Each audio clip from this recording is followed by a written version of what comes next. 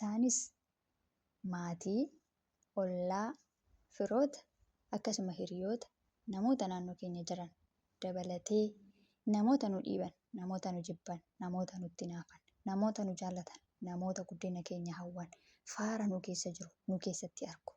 Faarri keenya maal akka ta'e yeroo nuti ijoolles ta'ee yeroo nuti haala kamirra jiru sadarkaa kamirra jirru nu keessatti wantoota nu keessa jiru dhoksaa wantoota keessa keenyatti dhokatanii jiranii burii keenya mul'ata keenya abjuu keenya waan keessa keenya dhokatee jiru faara keenya garamitti akka deemnu nu keessatti argu jechuudha.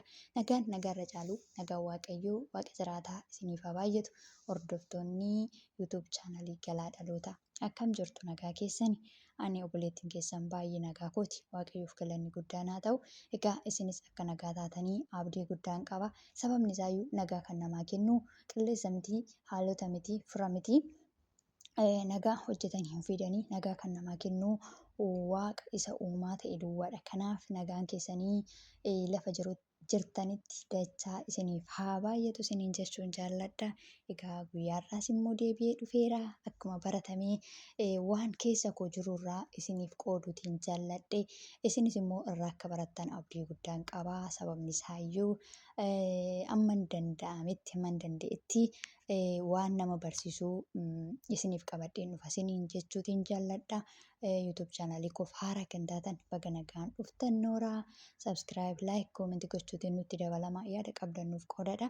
Akkasuma immoo namoonni hammayyoonatti nu jajjabeessaa yaada qabdan nuuf qoodaa jirtanii waaqayyo isin haa eebbisu eebbifamaa ulfaadha. Galatooma isiniin jechuun jaalladha. Ammas immoo yaadni keessan na barbaachisa. Amma dhumaatti viidiyoo koo dhaggeeffadhaa. Akkasuma immoo yaada qabdan naaf qoodadha. Dogoggorri yoo jiraate na gorsaadha, na of galchaadha. Isiniin jechuun jaalladha. Baay'een isin jaalladha. Isiniin kabaja. Egaa gara yaada kootti yeroon isiniif darbu faara guddinaa qabdaa. Jabaadhu naan jette yeroo darbe tokko gaaffiif deebii wayiin dhaggeeffadha ture. Namatu yeroo ijoollummaatitti faara guddinaa qabdaa jabaadhu jedheetu nama mucaa xiqqoo wayii jajjabeessa yookiin gorsa ilaalcha ishee gara fuulduraatti akka isheen jabaattu waan ishee keessa jiru sana baastee ittiin akka hojjettu ittiin akka guddattu itti himu jechuudha. Egaa namni suni mucaa xiqqoon suni guddattee faara guddinaa sana qabattee guddina sanarra geessee utuu hin irraanfatinii gaafa kan biraa immoo nama guddoo taatee milkooftee nama isheerra caalu yookiis bulchinaan umuriidhanii haalota tokko tokko namoota dura ishee jiranii sana warra kaleessaa faara guddinaa qabdaa jabaadhu ittiin jedhe sana deebitee affeerraa gooteef jechuudha. Innaa namni sun guddatee achi ga'uusaafitti baay'ee gammadee jechuudha. Namni immoo akkasuma faara guddinaa qabdaa jabaadhu ittiin jedhame sunillee lamaan isaaniiyyuu baay'ee gammadanii yeroo isaan wal galateeffatanii argeen ture baay'een itti gammada jechuudha. Kuni waan turedha. Garuu maal isiniin jechuutiin barbaadaa kanarra dhaabbadhee fakkeenyaa fi namoonni faara nu keessatti arganii jiru jechuudha. Maatiin keenya haa ta'u, obbolaa keenya warra hangafaa haa ta'u,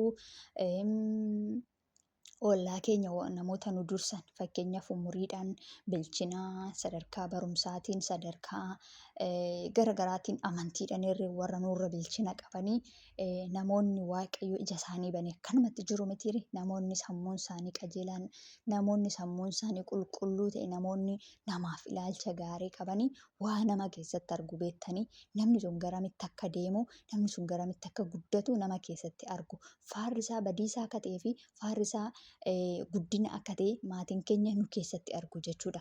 Ijoolleen ofii isaaniitii da'anii ofii isaaniitii ciniinsifatanii waan meeqatti ta'anii du'aaf jireenya gidduu galanii argatan keessaayyuu beeku maatiin ijoollee isaanii keessaayyuu nama faara guddinaa qabuu fi nama faara guddinaa hin qabne nama badiitti deemu nama baqaa jira miti. Namoota sana adda baasanii beeku. Garuu immoo namoonni kun nama sanarratti dhiibbaa uumuu hin danda'u jechuudha. Fakkeenyaaf namni tokko keessumaa umurii ijoollummaatitti wanti maatiin keenya nutti hidhanii kudhaama godhaniin itti nu guddisan jiru. isaan keessaa tokko amantiidha. Amantiitti maatiin keenya jajjaboo yoo ta'an nullee jabaachaa dhufna. Amantiidhuma maatiin keenya irraa dhaalla miti jalqaba. Garuu gaafa guddannellee waan sirrii ta'e, waan nutti tole, waan gaariin nutti fakkaate, waan sammuun keenya itti amane, waan lapheen keenya fudhate amanuu dandeenya. Garuu jalqaba maatiidhuma keenya irraa dhaalla jechuudha. Guddinallee, eebballee, milkaa'inallee wantoota gaggaarii ta'an, wantoota hamaa ta'anii fakkeenyaaf maatiin keenya maatii jaalalaati, maatii naamusa qabanii, maatii safuu eegan yoo ta'e akkuma sanatti maatii keenya irraa dhaallaa jechuudha. Kanumarrayyuu darbee immoo maatii gaggaarii ta'anii utuma isaan jiranuu nuun immoo iddoo sanatti argamuu dadhabnee nama hammeessuu, nama hamachuu, nama jibbuu, nama ari'achuu, bakka nama wajjin hin beekne jiraachuu wallaaluu sanatti guddachaa deemna. Faallaa maatii keenyaa yeroo itti taanu jira jechuudha. Kanaaf namoonni ollaa keenya jiran, namoonni maatii keenya ta'an, namoonni nutti dhiyoo jiran dhiibbaa nurratti uumu jechuudha. Dhiibbaa nurratti uumu jechuun waan nu keessa keenya waan dhokataa jiru sanatti guddachuu akka dandeenyu godhu jechuudha. Fakkeenyaaf biqiltuun tokko yoo dhaabbame kunuunsa yoo qabaate guddata jechuudha. Biyyoo gaarii yoo argatee fi bishaan gahaa yoo argate guddata jechuudha. Fakkeenyaaf biqiltuu tokko akkaataa itti bishaan sun obaafamuu qabu mataa keessa otoo gadi hin taane akka ta'utti jechuudha. Fakkeenyaaf biqiltuu namni hin beekne hin jirtanii biqiltuu tokko gaafa dhaabanii waqtii itti dhaabbatu qaba. Lafa jiidharra dhaabbata. Bishaan gahaa argachuu qaba. Bishaan sunillee daangaa kan itti darbe ta'uu hin qabu. Maaliif akka inni tortoru yookiin immoo akka inni bishaan ta'u taasisa waan ta'eef jechuudha. Ifa aduullee argachuu qaba jechuudha biqiltuun. Kanaaf namoonni nutti dhiyoo jiranii maatii keenya haa ta'u, hiriyoota keenya haa ta'u dhiibbaa nurratti godhu jechuudha. Waan nu keessa jiru sana waan xixiqqoo amma fakkeenyaaf wanti tokko jedhee guddata malee guddaa ta'uu dhiisuu danda'a. Garuu waanumti guddaan iyyuu keessa keenya jiraate guddisuu hin beeknu hin dandeenyu yoo ta'e achuma nu keessatti gadi qancaree hafa jechuudha. Kanaaf wantoota keessa keenya jiran wantoota mul'ata gurguddaa dhokatoo waan bor dhaloota fayyadan waan nurra darbanii biyyaaf ta'anii keessa keenyatti hin argu jechuudha namoonni.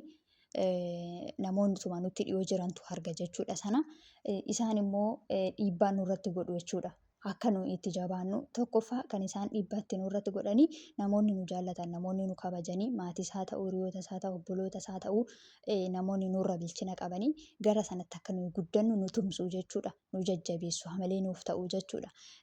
Fakkeenya nuuf ta'uu jechuudha. Jireenya isaaniirraa, deemsa isaaniirraa, dubbii isaaniirraati fakkeenya godhanneetu itti guddachaa, itti jabaachaa deemnaa jechuudha. Akkuma kana immoo namoonni nu jibban, namoonni nutti hinaafan jiru.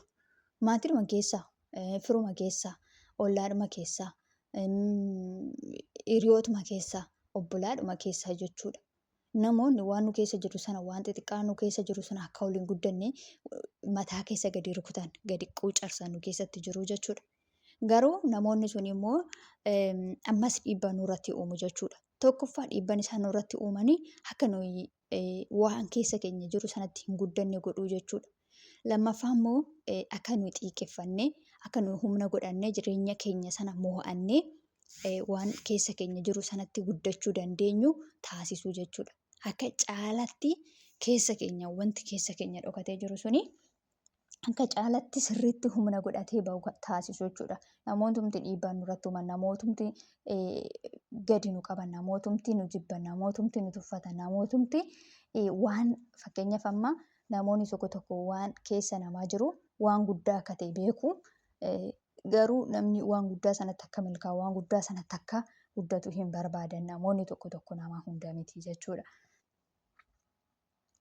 Kanaaf namoonni suni gaafa akkas godhanii hin dandeessu jechuu danda'u. Fira nutti fakkaatanii nama nutti siqu, nama nu hoo'e, nama nu yaadu, nama nuuf ta'u, nama nu jaallatu fakkaatanii nutti dhiyaatanii ati kana hin dandeessu dhiisimee minaamin nuun jechuu danda'u. Bakka karaa garaagaraatiin dhiibbaan nurratti uumuu danda'u. Akka nuyi wantichatti hin guddanne, akka nuyi milkaa'ina isaa bira hin geenye, akka wanti nu keessa jiru sun ija godhatee as hin baane namoonni dhiibbaa nurratti uuman jiru jechuudha. Namoota akkasii sana immoo ittiin xiiqii qabannee jabaannee waan gochuu qabnu goonee waan keessa keenya jiru sana kunuunsinee guddisnee bakkeetti baasnee itti argisiisu nurra jiraata jechuudha. Namoota immoo gaafa sana egaa jarri afaanuma tokkoon waan lama dubbatu jechuudha.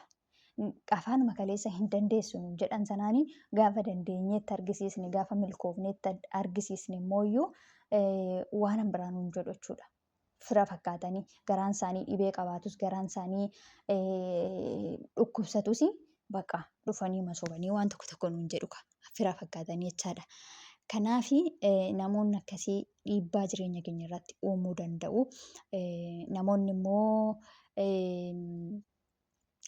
nutti ni naafne, namoonni nuuf ho'an, namoonni guddina keenya barbaadan, namoonni milkaa'uu keenya barbaadanii waan keessa keenya jiru sana irratti dhiibbaa uumanii jireenya isaaniitiin, dubbii isaaniitiin, ilaalcha isaaniitiin, ilaalcha nuuf qabaniin waan keessa keenya jiru sana nuuf guddisuu danda'u jechuudha. Fakkeenyaaf namoonni tokko tokko dhugaa dubbachuu fi namoota tokko tokko jechuudha baay'eedhuma tokko na ajaa'ibu.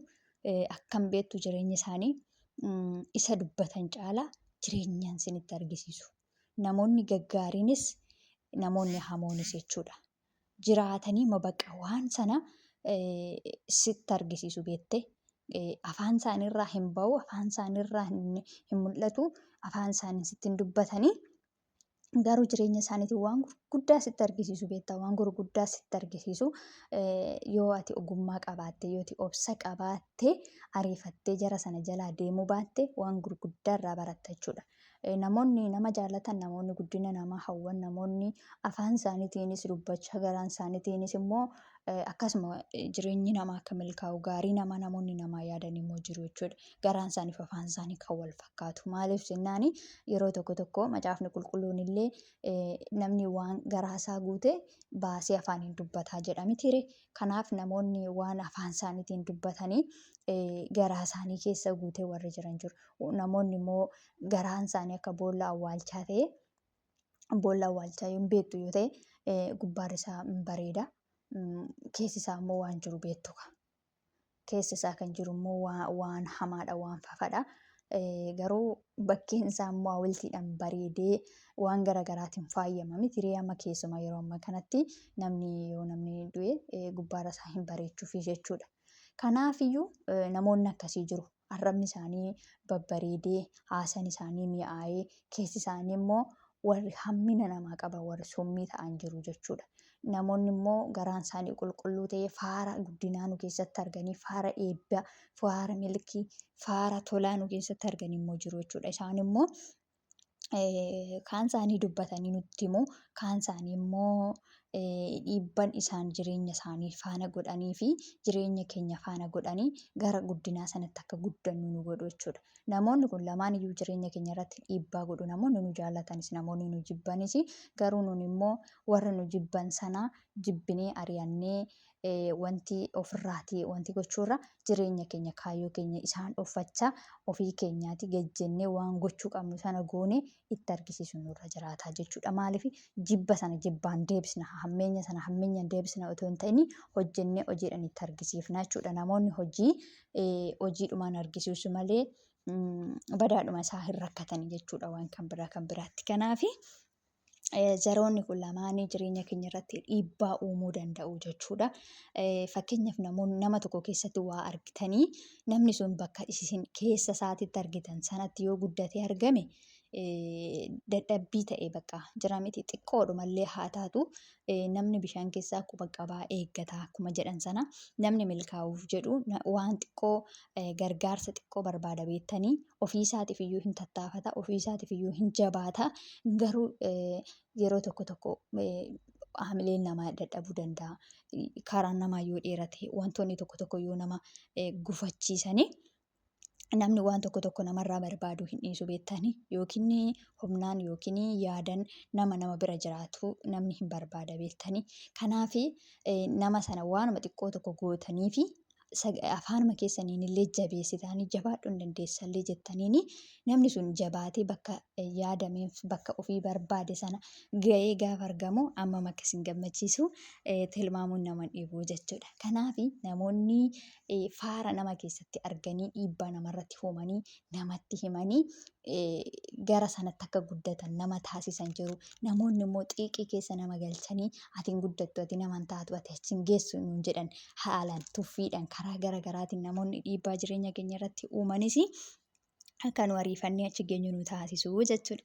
Kanaaf namoonni kun lamaan iyyuu dhiibbaa nurratti uumu nun immoo waan namoota keessatti arginellee dhiibbaa uumaa oollaa jechuudha. Kana yaani ani qabadhee argame isa kana fakkaata isiniin jedhaa galatoomadhaa. YouTube chaanalii amma dhumaatti yoo dhaggeeffattan like subscribe godhaa yaada keessan nuuf qoodadhaa isiniin jechuutiin jaalladha. Viidiyoo biraatiin amma walitti deebinutti fayyaa nagaa naaf taadha. Isiniin jaalladha isinan kabajaa fayyaa naa taadha. Yaada qabdan immoo naaf kaadhaa. Dogoggorri yoo jiraate immoo nan sirreeffadha. Yaada keessan naaf qooduu naaf kaa'u hin dagatinaadha. Nagaan naaf tura.